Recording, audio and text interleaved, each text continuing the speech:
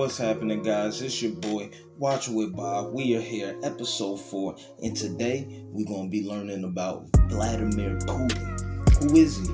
Where did he come from, and how did he become president? We hear everything about the Ukraine and Russian war every day on the news, so it's time to find out who this man truly is. Thank you for watching WatchWithBa, episode 4, baby. Here we go. Vladimir Putin has been ruling Russia since 1999. In that time, he shaped the country into an authoritarian and militaristic society. He successfully invaded 2 of Russia's neighbors and strengthened ties with Syria and Iran. He's intent on pushing back against the Western world order, and it appears to be working. Putin, Vladimir Putin, 17 years of the most powerful man in the world. To understand how one man could have such a powerful influence on this country, you need to go back to the chaos and corruption that gripped Russia after the fall of the Soviet Union. When the Berlin Wall fell, a 40-year-old Putin was working as an undercover spy in East Germany for the Soviet security agency, the KGB. My man was in the KGB. If you don't know what that is, that's basically the Russian equivalent to the CIA, man. These dudes know everybody who come into the country, and if they don't know you, they gonna find out. The Soviet Union dissolved into 15 new countries, including the new Russian Federation. In Putin's eyes, Russia had just lost 2 million square miles of territory. He later called this a major geopolitical disaster of the century, lamenting that tens of millions of his co-patriots found himself outside Russian territory. The new government had to sell off nearly 45,000 public businesses, like energy, mining, and communication companies that had been run by the communist regime, and it was chaos. The Russian economy was in a free fall, and all of these companies ended up in the hands of a few extremely wealthy men, known today as Russia's oligarchs. At the same time, the new Russian state was having a hard time establishing itself. Russia's first president, Boris Yeltsin, was wildly unpopular for cooperating with the West. And to make matters worse, he was an alcoholic, and many Russians thought he was an embarrassment. In order to... Yo, I heard about this guy before, and one of the things that they always said was this man was a drunk, like, in public. Now, I mean, that's like seeing Biden just drunk all the time, man. The joint's crazy, man. Power, he leaned on the support of these oligarchs, surrendering an immense amount of political power to them. This graph shows how inequality actually worsened after the fall of the Soviet Union. This is where Vladimir Putin enters politics. He leaves the KGB in 1991 and becomes the deputy mayor of St. Petersburg.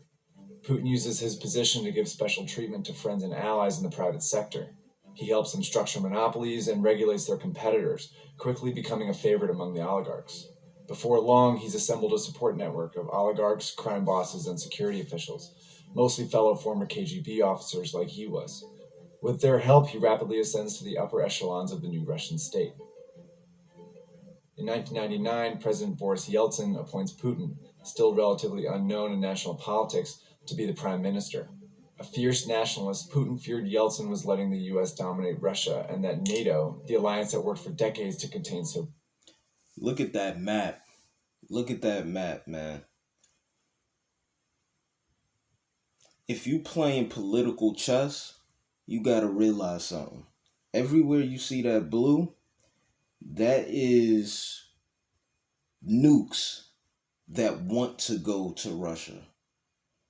And right where Russia is, the nukes want to come to the blue. So you're always playing a geopolitical chess game at all times. So in today, we hear about the Ukraine and Russian war, how Ukraine is basically asking to be a part of NATO. If Ukraine was a part of NATO, where they're at would turn blue. But Russia does not want that to happen. So Vladimir Putin's chess move is simply invading. If this becomes mine, it's mine. You can't do nothing with it.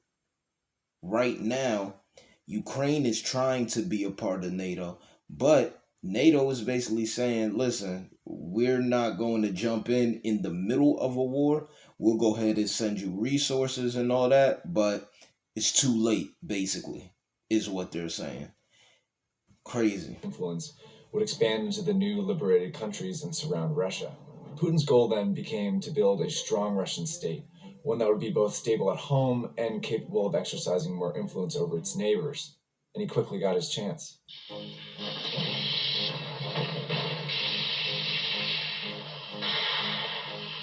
During the post-Soviet chaos, there was escalating violence in Chechnya, a region that had informally seceded from Russia in the mid-90s. Chechen warlords and terrorists were pushing into Russian territory and attacking the border. In August 1999, a series of deadly bombings killed more than 300 people in several Russian cities, including Moscow. Putin, the new prime minister, immediately blames Chechen separatists for the attacks. He regularly appears on Russian television claiming he will avenge Russia. The population quickly rallies around him. Putin's approval ratings jump from 2% before the bombings to 45% after the bombings. Journalists later uncovered evidence that suggests Russian security services could have been complicit in the Moscow bombings, perhaps knowing they would spark support for a strong man like Putin. But a closed-state investigation quickly quashed any dissenting theories. So Russia launches a popular and devastating war in Chechnya. The capital city of Grozny was leveled by Russian bombing, and some estimate close to 80,000 people died. And in less than a year, Russia successfully brings Chechnya back under its control. In December 1999, Yeltsin suddenly resigns, making Putin the interim president. In May, during the bloody campaign in Chechnya, Putin wins the presidential election. My man Putin, did you see how he got in there, bro? My man was the mayor of St. Petersburg first. Then he became prime minister under the first Russian president. Then the first Russian president resigns. We all know what that word means. And then Putin becomes interim president. I'm president now. And then while running, look at his poll numbers. You see what's up. This is crazy, son. Political chess. Shaped the Russian state to his vision. Patronage and corruption remain some of his key tools, but he quickly suppresses the oligarchs under his rule. Those that support Putin are rewarded, those that don't are eliminated. Well, once Russia's richest man, imprisoned Kremlin critic and former oil magnate Mikhail Khodorkovsky was sentenced to 14 years in jail, this on a new conviction of embezzling oil. This is effectively a vendetta from Vladimir Putin for Khodorkovsky getting involved in opposition politics. With the oligarchy tamed, Putin was now free to move his vision outside of Russia's borders. At the time, relations with the U.S. were fairly good. Putin even vacationed at George W. Bush's summer home. I looked the man in the eye. Bush.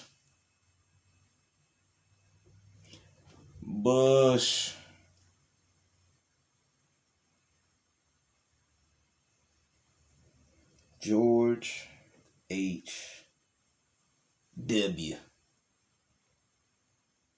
Bush. Be very straightforward and trustworthy. But things were about to change. In August 2008, Russia invades Georgia, a former Soviet republic. It's a display of aggression and strength on behalf of pro-Russian separatists there. Russia quickly annexes two small parts of Georgia, drawing condemnation from all over the world. Interestingly, though, Putin was not president during the invasion. See, the Russian constitution says a president can only serve 2 consecutive terms, but sets no limit on the total number of terms one can serve. So Putin took the prime minister role again, when his hand-picked successor, Dmitry Medvedev, served as president. When Obama is elected U.S. president in 2008, he attempts to reset relations with Russia, and they make some progress, most notably to limit both countries' nuclear arsenals. But Putin remains paranoid about U.S. intentions and remains opposed to these new relations. He's particularly bothered by U.S. interventions in the Middle East, especially in Libya in 2011. He publicly criticizes Medvedev for not vetoing the action in the UN Security Council. Putin announces his candidacy for president and wins the 2012 election by a preposterous margin. Injustice, says Dmitry. This outrage can't continue. I'm here to say no to Putin. Putin starts his third term once again amid chaos. He doubles down on his authoritarian governance style at home and his militaristic strategy abroad. But in both cases, he showcases a mastery of information. Since he first took office in 2000, Putin has kept a tight leash on Russian television. Essentially, all news outlets are state-owned propaganda machines. His regime decides which stories air and how, always depicting him as the strong Russian leader. In 2012, he cracked down on human rights and civil liberties, making clear there was no room for dissent in his Russia.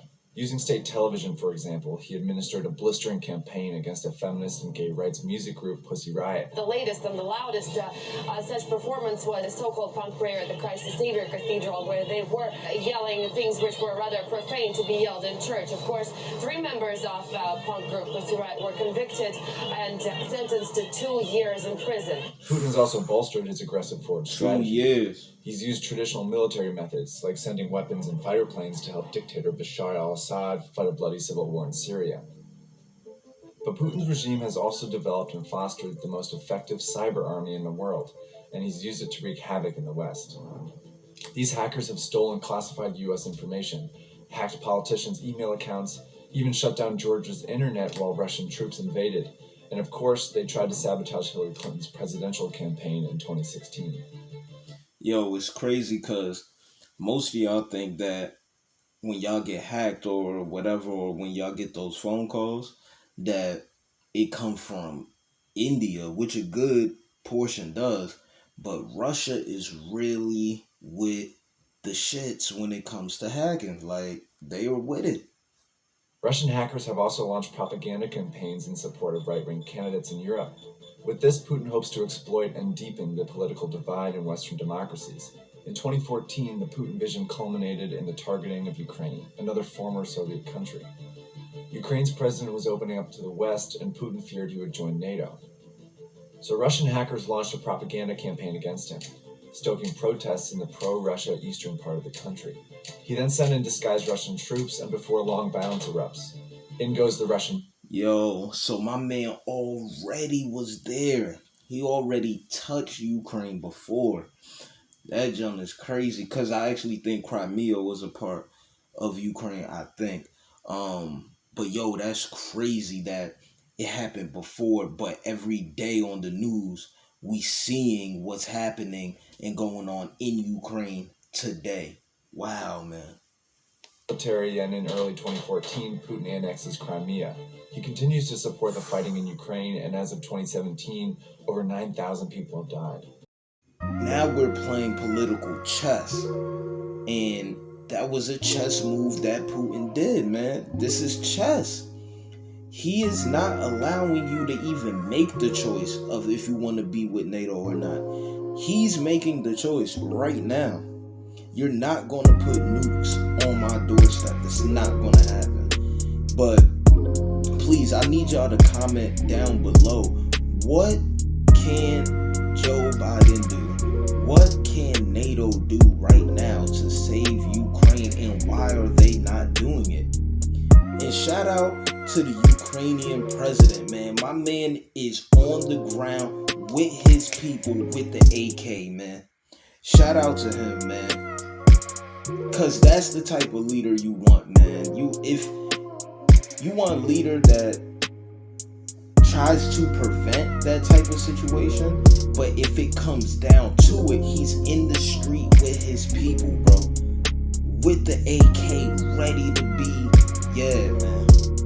Yeah, man. Political chess, man. This is crazy, man. Tell me what you think below.